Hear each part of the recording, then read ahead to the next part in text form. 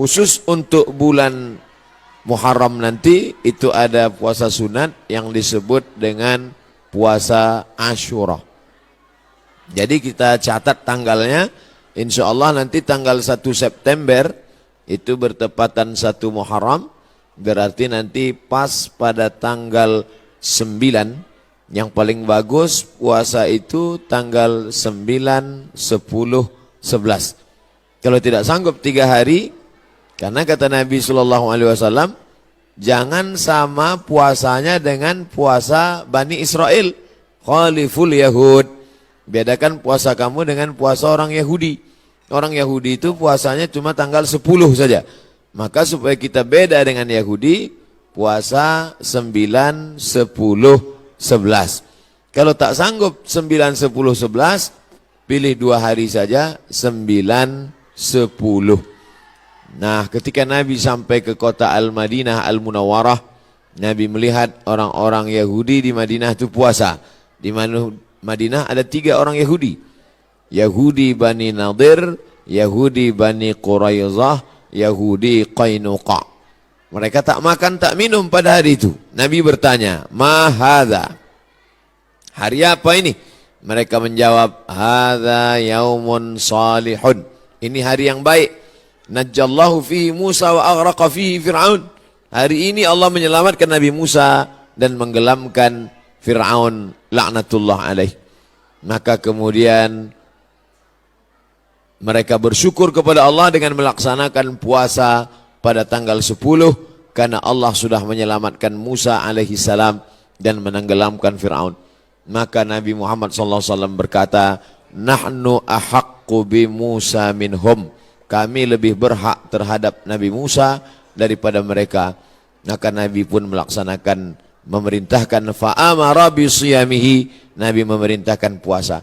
Jadi tentang puasa Asyura ini tidak ada ikhtilaf antara ulama tentang disyariatkannya berdasarkan hadis-hadis yang sahih tuntunan Nabi Muhammad sallallahu alaihi wasallam.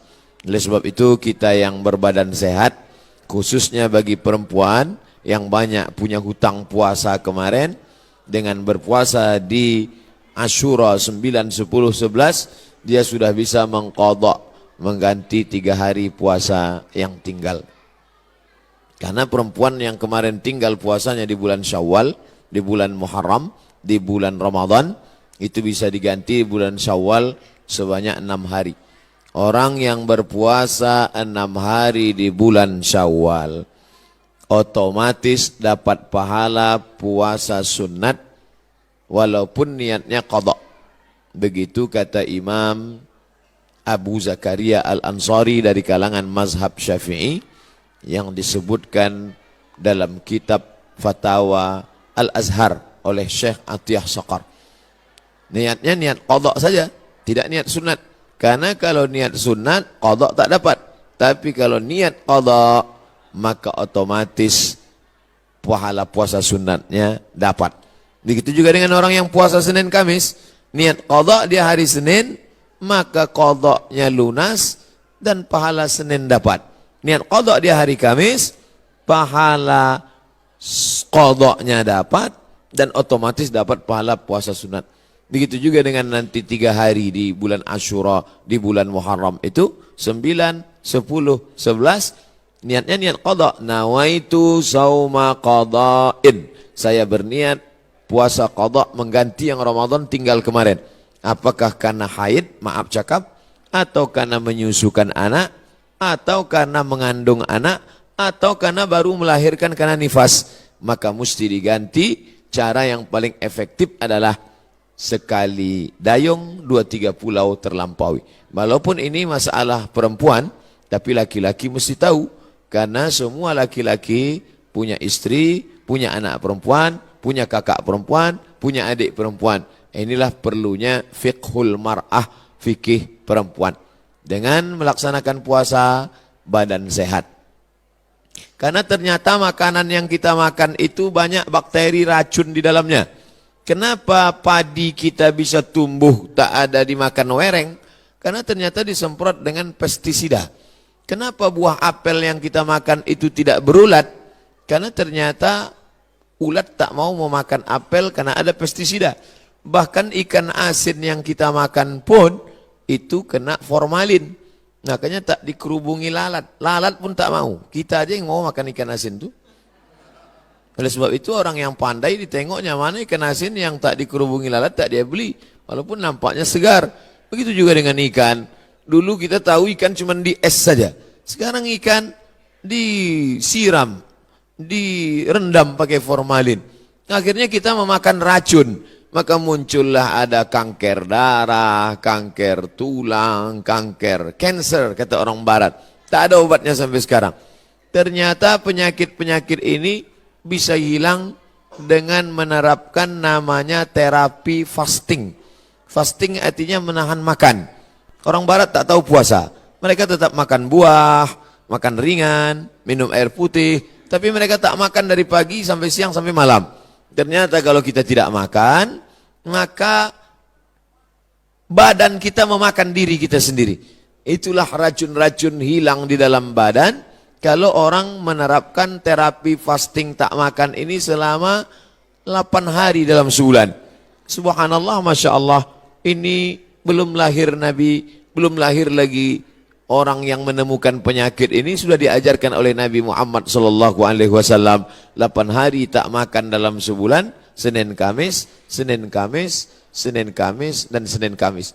Maka siapa yang melaksanakan puasa Senin Kamis, tapi yang lebih bagus lagi adalah lebih banyak daripada Senin Kamis. Karena kalau Senin Kamis cuma 8 saja, tapi yang lebih banyak daripada itu adalah 15 hari.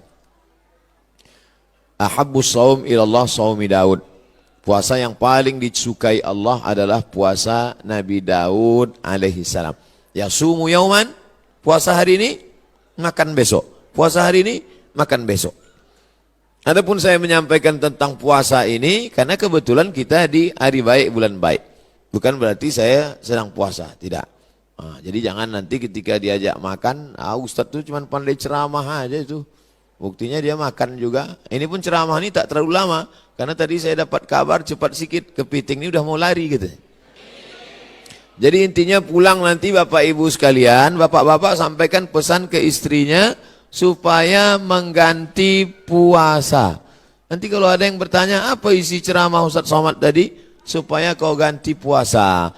Karena suami disuruh Allah, ya ayyuhalladzina amanu, wahai para suami, qu anfusakum, jaga dirimu, wa ahlikum, istrimu, anakmu, naro, jaga dari api neraka, yaitu dengan melaksanakan puasa.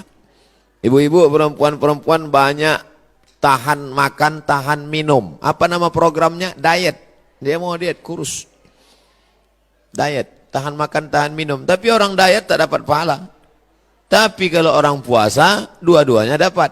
Pahala dapat, qadha lunas, pahala sunat dapat, diet menyusul. Dengan syarat jangan diganti di waktu malam. Karena banyak juga mengqadha puasa di waktu siang, mengqadha makan di waktu malam. Tak dapat apa-apa. Oleh sebab itu maka badan sehat, otak sehat, orang yang sedang melaksanakan puasa menanamkan takut kepada Allah Subhanahu wa taala. Takut menganiaya orang, takut menengok yang haram, takut membicarakan aib orang. Kalau sedang puasa Asyura itu nanti mana ada orang mau membicarakan aib orang lain? Ibu-ibu yang ditelepon kawannya cerita tentang tetangga, anak si fulan, istri si fulan, tak mau dia bicara. Jangan bicarakan aib orang lain, stop. Nanti malam baru kita bahas, kata dia. Haram, tak boleh. Man lam yada qaulaz zur, siapa yang tak meninggalkan cakap kotor, cakap yang tak baik, membicarakan aib orang lain, menganiaya, falaisa lillahi hajatun fi ayyada'a ta'amahu wa syarabahu. Tak ada gunanya dia tahan makannya, dia tahan minumnya kalau tidak menahan cakap kasar, aib, ghibah, namimah. La yadkhulul jannatan lamamun, tak masuk surga orang yang membawa-bawa cakap orang. Cakap si A tentang si B disampaikan oleh si B kepada si C, beradu kepala si B dengan si C gara-gara si B. Oleh sebab itu dalam hadis dikatakan Nabi membelah pelepah kurma, Nabi tusukkan ke suatu makam.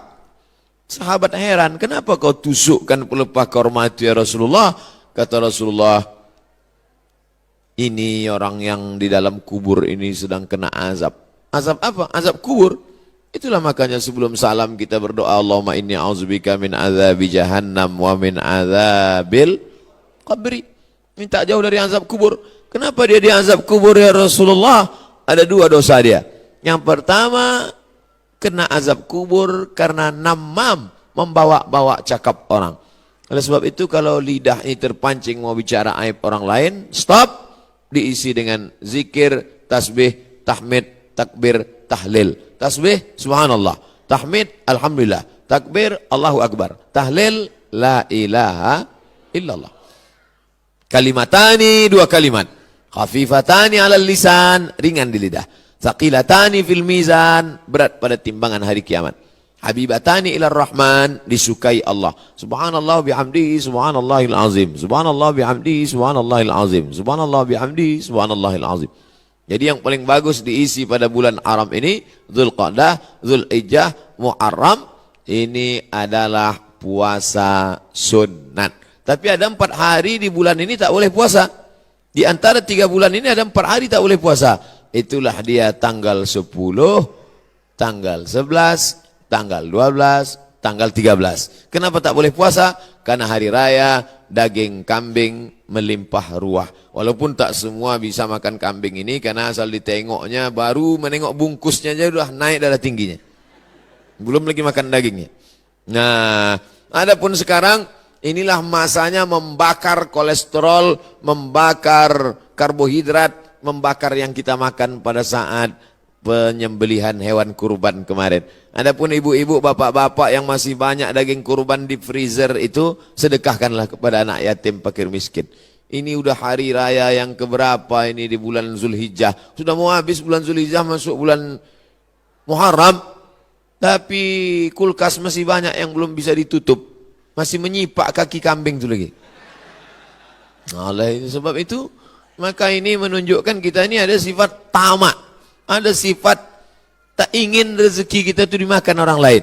Padahal puncak keimanan adalah la yu'minu ahadukum, kamu tak beriman hatta yuhibba li akhihi, sampai kau sayang kepada saudaramu ma yuhibbu li nafsihi, sama macam sayang pada diri sendiri.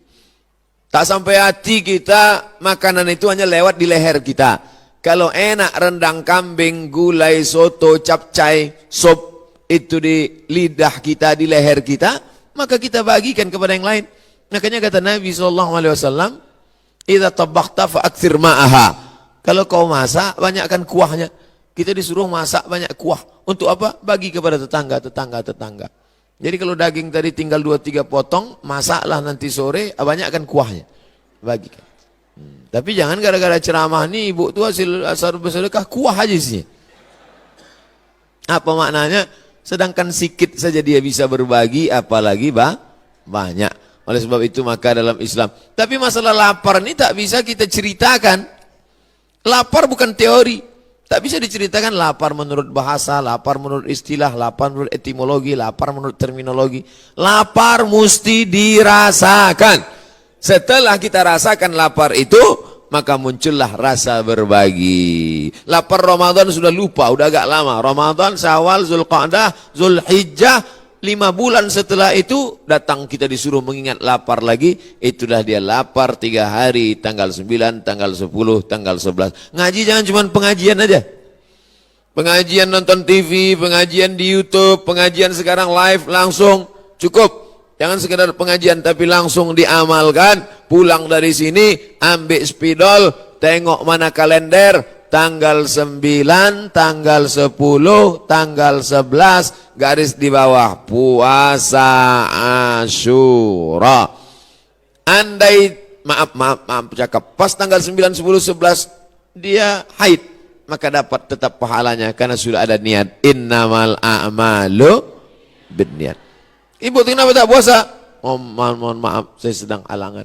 Tapi niat sudah sampai. Adapun laki-laki tak ada alasan. Kau kenapa tak puasa? Aku niat aja sudah sampai. Anda tetap laksanakan. Maka bapak membangunkan istrinya. Rahimallahu mar'an, Allah merahmati laki-laki yang membangunkan ahli bait keluarganya supaya mengingatkan dia puasa besok. Bu, Omak si Pulan, besok puasa, ganti puasa qadha kau yang tinggal Ramadan kemarin. Begitulah beruntungnya kalau punya suami solehah, kalau punya suami soleh, istri solehah. Tapi kalau dapat laki Fir'aun, tak mau tahu dia. Sholat kau sembahyang, tidak sembahyang bukan urusanku, puasamu bukan urusanku. Padahal dalam Islam diajarkan kita ini mesti menjaga orang yang ada di sekitar kita, keluarga, tetangga, sahabat, kerabat. Wa anzir ashiratakal aqrabin. Berikanlah peringatan kepada keluarga-keluarga yang dekat. Ini penting sekali tentang masalah puasa ini. Semua penyakit berawal dari lambung. Semua penyakit berawal dari lambung. Oleh sebab itu maka kosongkan lambung, hilangkan bakteri. Coba tengok iklan di TV. Dari bakteri di dalam lambung itu muncul penyakit gula darah, muncul penyakit diabetes, muncul penyakit jantung koroner, muncul penyakit kanker, muncul penyakit makanan. Bagaimana supaya cara makanan tadi hilang? Ini diperbanyak puasa sunat. Bagi yang sudah puasa sunat, alhamdulillah. Bagi yang mencoba, mudah-mudahan disampaikan Allah Subhanahu wa taala niatnya sampai akhir. Jangan takut nanti puasa sunat badan lemas, puasa sunat kecuali dia pekerja berat. Pekerja berat tidak dianjurkan puasa sunat karena dia mencari nafkah.